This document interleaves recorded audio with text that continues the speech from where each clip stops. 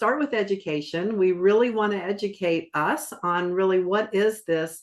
The word bias you already mentioned, subconscious and implicit. There's a lot to even explore around being educated just on what is bias. So let's start with educating us. Sure. So bias, we're all familiar generally with, we all have biases. I think most human beings today understand that. You have biases in favor of your kids, your alma mater, your favorite sports team, whatever it happens to be. So we hold these biases, but we also know that now today that we hold biases. We're familiar with prejudice toward Black people, prejudice toward Asian people, prejudice toward women.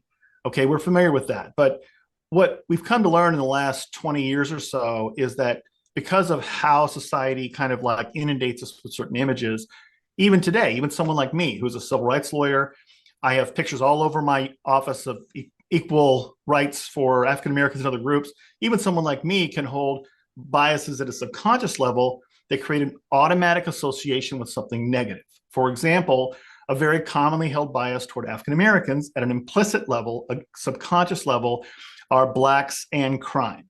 So therefore, it can cause police officers who may not be racist, who might even be very, very proactive in equality for African Americans, to then follow an African American in their car and pull them over more quickly. It can create that automatic response.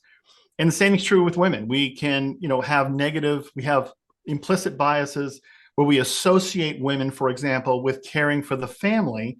We don't associate you as much with your career and being proactive and being a leader and that kind of stuff. There's certain images where we've had males in these roles of police officer, coach, president, etc. for so long that we mentally image that as being associated with males and male behavior.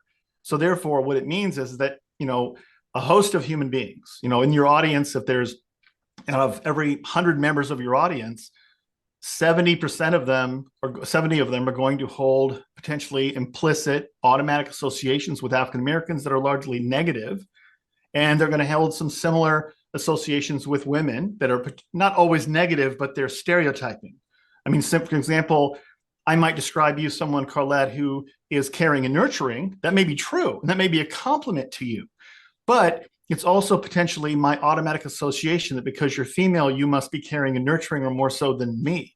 And so it's a limiting type of thing, but it kind of works at an automatic level. Like, for example, when I say the word peanut butter, my brain says jelly, right? That's what I put on a peanut butter sandwich. But so what I do is it's automatic association, right? One goes with the other. They're layered together. Well, if you have Blacks crime, male leader, female emotional, Asian smart, you have all these automatic associations that occur across groups, and it works at a subconscious level. It's very difficult to control it.